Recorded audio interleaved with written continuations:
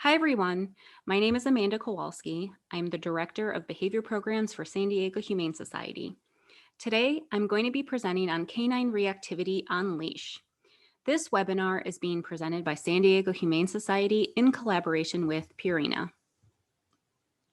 Purina is a leading partner in San Diego Humane Society's life-saving work, providing the highest quality nutrition and cat litter for the nearly 40,000 dogs and cats who enter our shelter every year. In addition to ensuring our adoptable animals are well fed, Purina is also partnering with San Diego Humane Society's Behavior Center to investigate best practices for challenging behavior issues in dogs and cats, including fearful and anxious behaviors. Together with Purina, we look forward to sharing our findings with shelters nationwide so that animals everywhere who need specialized training and behavioral intervention can get the help and second chance they deserve. In today's presentation, we will go over what canine reactivity is, what it looks like on leash, why some dogs are reactive on leash, management considerations and tools, exercises to help prevent and manage reactivity when you're out for a walk with your dog, and recommendations for where to look if you need help or would like additional resources. Canine reactivity on leash is a very common problem behavior. Dogs can be reactive to many things, including people, other dogs, other animals, noises, things that move, really any combination of these things, or really specific things like a specific coat color or breed of dog. Maybe only men with beards, or men or women who wear sunglasses or hats, or specifically joggers. In simple terms, reactivity is used to describe an excessively intense response or overreaction to a stimulus, and this can happen on or off leash. Dogs who are reactive on leash will often pull to the end of the leash. They'll usually have a stiff, intense body. They could have a hard stare. They might be whining, barking, lunging, spinning. You might hear growling and snarling. These dogs are often hypervigilant and constantly scanning their environment, or restless and having a really difficult time settling back down. There can be many factors that contribute to why a dog is reactive on leash. Some of the most common reasons are genetics, poor early socialization or limited positive experiences and exposure to people, other dogs, animals, or new situations. The social maturity in dogs is between 2 and 3 years. And as some dogs socially mature, their interactions change as well. Maybe they have experienced a traumatic event like being attacked by another dog or scared by sudden, loud noises, like fireworks, for example. In these situations, the dogs will learn that certain triggers are scary and they will communicate it by displaying those reactive behaviors. Medical conditions that are painful or cause discomfort can also impact how dogs interact socially. I know when my dog's allergies flare up, I notice that he's really itchy and he's a little bit uncomfortable and he's less tolerant of other dogs in social interactions, and he'll become reactive on leash when we go for our walks. And finally, now this is one that is a really simple and quick fix. Sometimes it can be caused by holding the dog's leash too tight during those social interactions or on walks. As pet owners, we tend to hold those leashes really tight during dog-to-dog greetings or when another dog is passing by, and that could be because we're maybe uncomfortable ourselves with the interaction, or we're just trying to hold our dog back from interacting with another dog. The tension on the leash will restrict body movement, and it also can make it uncomfortable and sometimes painful because it's putting pressure on the neck or on the body and cause unnecessary tension, which can lead to reactive behaviors on leash. And over time, the dog will associate the tension on the leash with the discomfort, or maybe mom or dad feeling really nervous in that situation, and they'll start to display those reactive behaviors in order to gain some distance. Another cause to consider is the use of punishment, such as yelling or scolding, or using aversive training equipment like prong, choke, or shock collars to address reactivity on leash. Having your dog bark and growl or display really any of those reactive behaviors can be frustrating and embarrassing. And as frustrating as it is for us pet owners, it's really important to remember that your dog is trying to communicate how they are feeling about that situation. So we highly discourage the use of any of these techniques or equipment because they can suppress behavior, lead to mistrust in our pets, and make it worse. And ultimately, it just doesn't solve the underlying issue that your pet is suffering from and can delay any treatment and resolution. Dogs will communicate their emotional state and how they are feeling by the behaviors they display. They display those reactive behaviors like barking, growling, and lunging, and those could be driven by fear, frustration, and anxiety. These emotional responses can build up over time and also cause the dog to have trouble with regulating their stress response and arousal levels. When we're talking about arousal, it has to do with a physiological and psychological state of alertness and heightened emotion. When an individual is exposed to a high level of sensory stimulation like noises, other dogs, or people, the, the body response is the body's stress response is activated and their brain is flooded with chemicals such as adrenaline and cortisol. Stress responses are highly variable among individual dogs, and what one individual finds distressing may not be to another. We often think of stress as being bad, but stress is a normal response that allows humans and animals to react to the world that's around them and survive. It's not all bad, and it's involved in all facets of living, from eating to walking to learning. There are two types of stress: eustress, or the good stress. This helps with us to perform needed tasks like maybe giving a presentation or playing a sport or learning a new skill. On the other hand, distress is what launches us into a state of survival, and it activates that fight or flight response and increases the body's arousal levels. When we have a dog displaying those reactive behaviors, they are often in a state of distress and heightened arousal. This visual helps to illustrate what behaviors you might see your dog display as they get more and more stressed in a situation. And it's really important to take a look at those behaviors that are listed on the lower end of this escalation ladder, because those are the signals that you want to watch out for in your dog to identify that your dog is starting to get stressed in a situation. And if you can identify those quick enough, you have time to respond and try to take your dog away from that situation or help him through it. Another important thing to keep in mind about arousal and stress responses is that every dog is going to have a different threshold for what increases their stress and causes them to display those reactive behaviors. A threshold is the point where a stimulus is just strong enough that once we reach or exceed that threshold, you get a change in behavior or a reaction.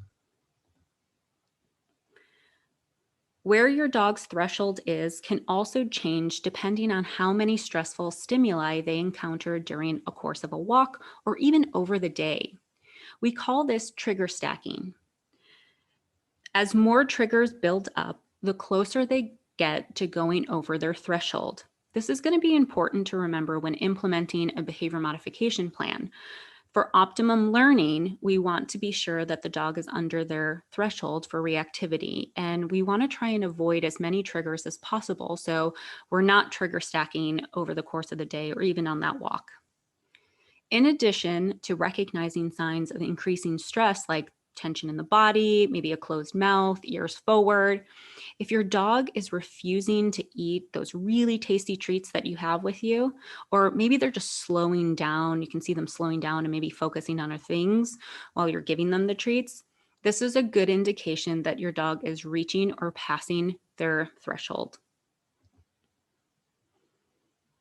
Having the right tools is an important piece to a successful management and behavior modification plan. Avoid using retractable leashes to walk your dog, especially if your dog displays reactive behaviors. So, those retractable leashes are always taut. And remember, the tightness on the leash can impact your dog's behavior. I recommend walking your dog on a 6-foot leash. Make sure that you arm yourself with really tasty treats. It could be boiled chicken, maybe some steak, or even some tuna. Be sure that your treats are about the size of a pea. And bait bags can make it so much easier for you to carry those high value treats when you're out for a walk with your dog. I also suggest utilizing a martingale collar. These collars, they call them limited slip collars, and they're great to prevent reactive dogs who lunge forward or maybe are scooting back from slipping out of their collars. Front clip harnesses or head halters can also be a great tool for managing pulling on leash. Head halters, though, need to be trained. The dog needs to be able to get used to the head halters. So you can't just throw one on your dog and expect him to be okay with it. So there's a little bit of training that goes into head halters before a dog is really comfortable walking on one. So please keep that in mind if you are interested in introducing a head collar to your dog. And finally, the thunder cap, which is essentially blinders for your dogs and can help with visual management. The thunder cap doesn't completely blind them. Your dog will still be able to see and can easily navigate their surroundings. However, the sheer fabric reduces the amount of light and visual stimulation your dog receives, helping them to remain calmer in more stressful situations. The next thing to do is have a good management plan. Dogs get good at what they practice. The more your dog practices reactive behaviors, the more habitual and rigid this behavior will become. Keeping other dogs at a distance or avoiding them altogether will decrease the amount of opportunities your dog has to practice reactive behaviors and increase the likelihood of successfully teaching a new alternative behavior. When you're out walking your dog, you'll want to be sure that you plan a quiet walking route to your destination. Walk at a time that other dogs are less likely to be out, such as early in the morning or later in the evening. Those of us who own reactive dogs affectionately call this the Midnight Walking Club.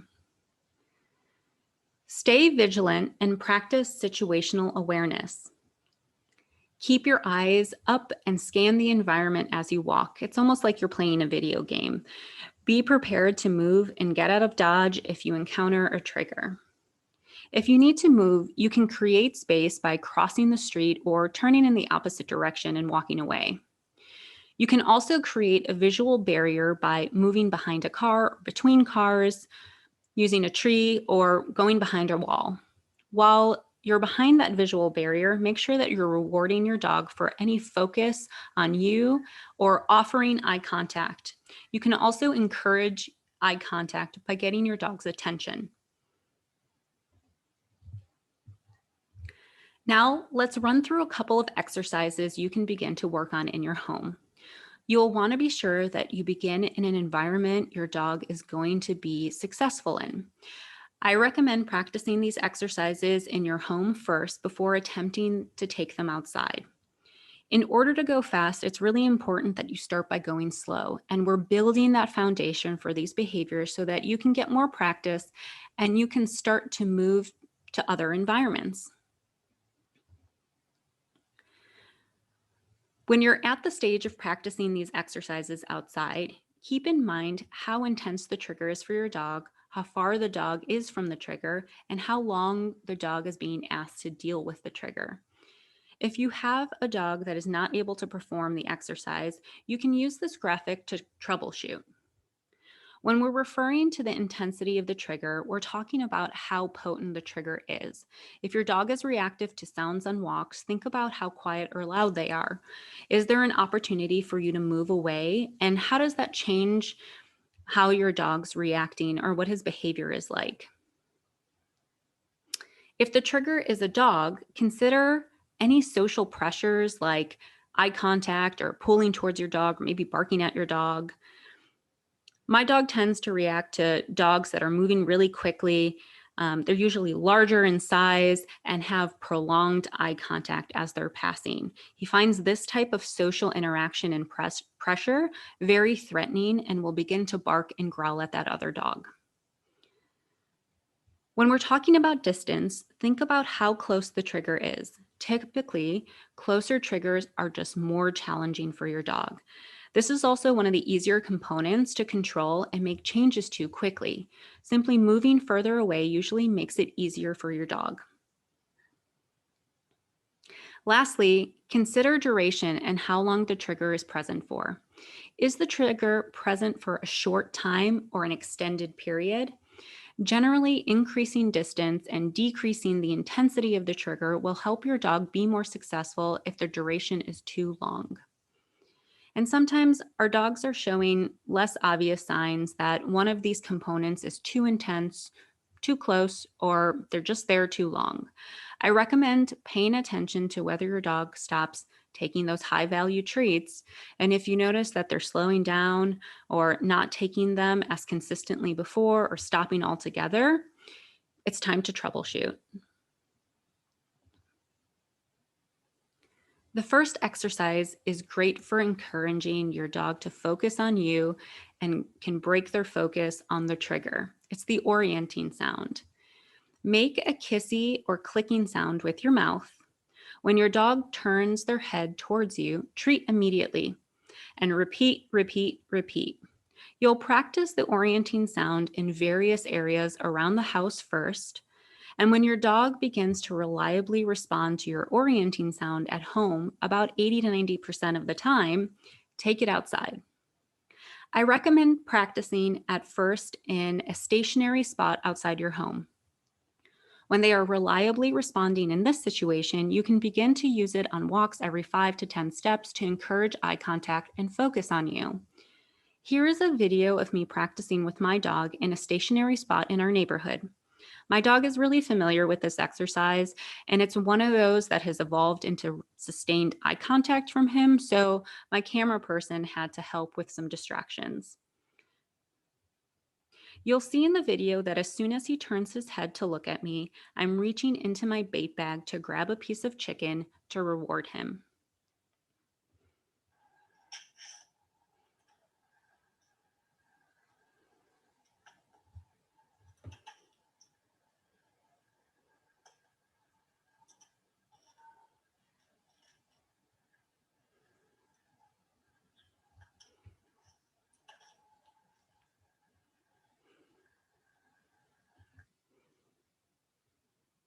This next exercise is great for getting your dog into the habit of checking in with you and can evolve into offering sustained focus.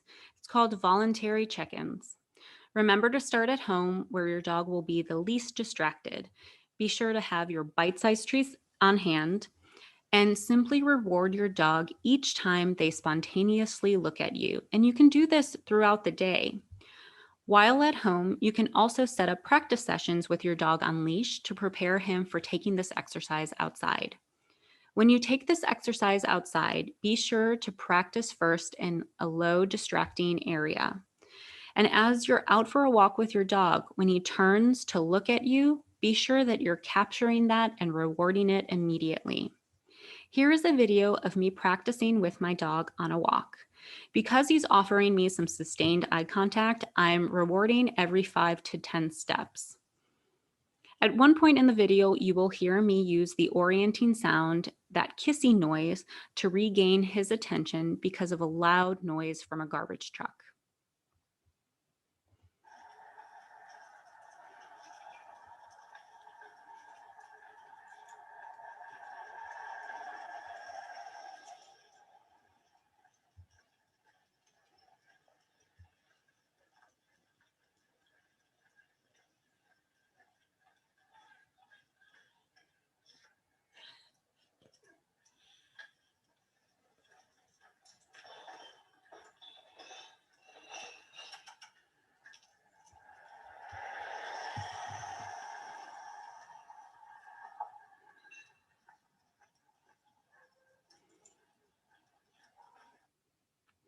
This is a really easy exercise to practice with your dog. One of the things I do like to caution pet owners with is that you shouldn't expect that your dog is going to offer that sustained eye contact from the get go.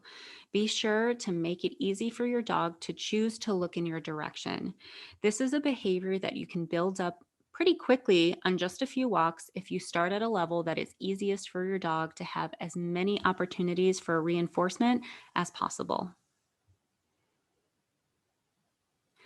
Emergency U-turns are wonderful for when you need to get out of Dodge quickly and go in the opposite direction. This is also an exercise you can practice randomly on walks to provide your dog with as many opportunities for practicing the skill as possible. Remember, practice at home first, then work your way up to more distracting environments outside. Start by walking forward with your dog on leash. After a few steps, say this way or let's go, and place a treat at your dog's nose to lure him in the opposite direction. You'll want to use your hand that's closest to your dog. This way, you're not reaching across your body to show him that lure and guide him in the opposite direction.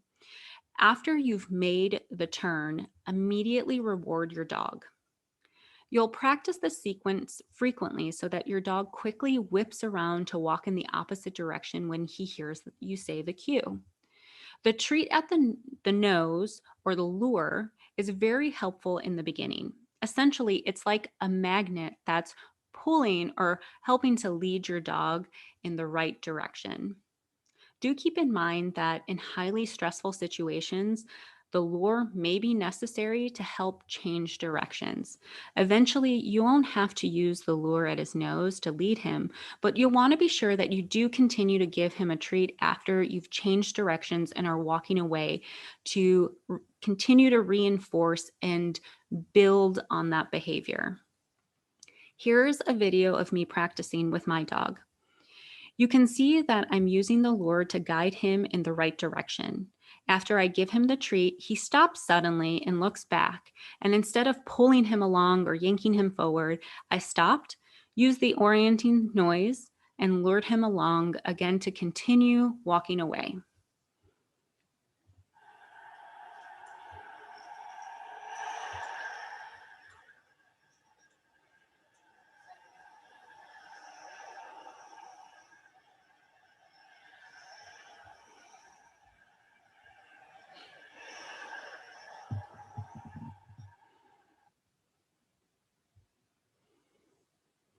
This exercise, called open bar, closed bar, is effective in teaching the dog a new association to things that are scary from a negative one to a positive one. The dog will learn that wonderful, amazing things only happen in the presence of the trigger that the dog finds scary. Be prepared with your bite size, high value treats, and a bait bag. Try to practice this exercise in a low distraction area first. The second the triggering stimulus appears and the dog notices, the bar is open for business.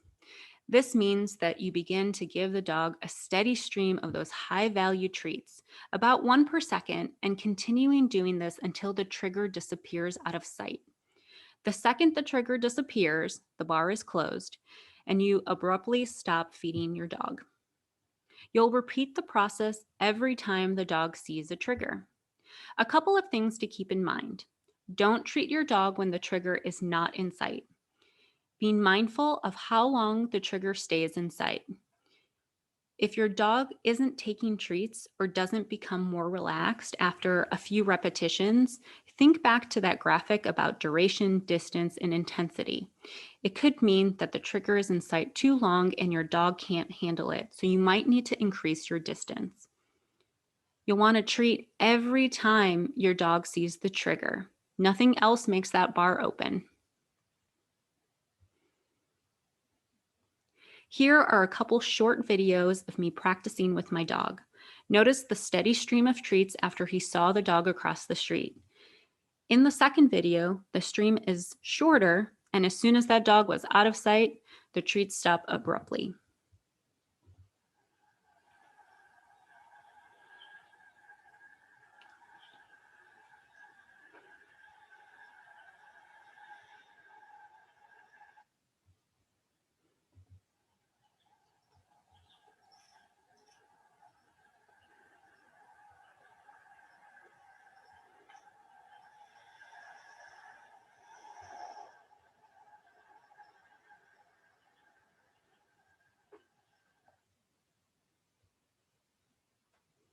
So, how long does treatment take? It's highly variable and it can depend on the severity of the reactivity. Treatment is slow in the beginning. Remember, you're building a strong foundation with these exercises. If I had to assign a time, I would say that treatment can take weeks to months to resolve, but it requires maintenance as well. The important part to know is that there is treatment options for reactivity on leash. In many cases have resolution, and there are professionals that can help you and your pet with a more specific behavior modification plan. Here are a few websites that I recommend to find a professional to help. I also encourage anyone looking for a behavior professional to ask about the individual's experience with reactivity on leash and their training philosophy. Methods grounded in punishing or suppressing the behavior will result in an increase in reactive behavior, and I encourage you to work with a behavior professional that uses positive reinforcement. And finally, if you're not sure where to look, you can always reach out to your local humane society for help. Some offer classes specifically to work on reactivity on leash. They may also have a dedicated behavior helpline to provide support and guidance to members of their community. San Diego Humane Society offers a variety of training classes, including a reactive rovers class that is virtual. We also offer a behavior helpline for pet owners that need help getting started. Maybe they need advice on their pet's behavior or resources and recommendations on how to find a positive reinforcement behavior professional in their area. Our helpline is open to anyone in the world who needs it. Thank you so much for your time today. I hope these exercises and the information shared was helpful for you in understanding canine reactivity. Happy training.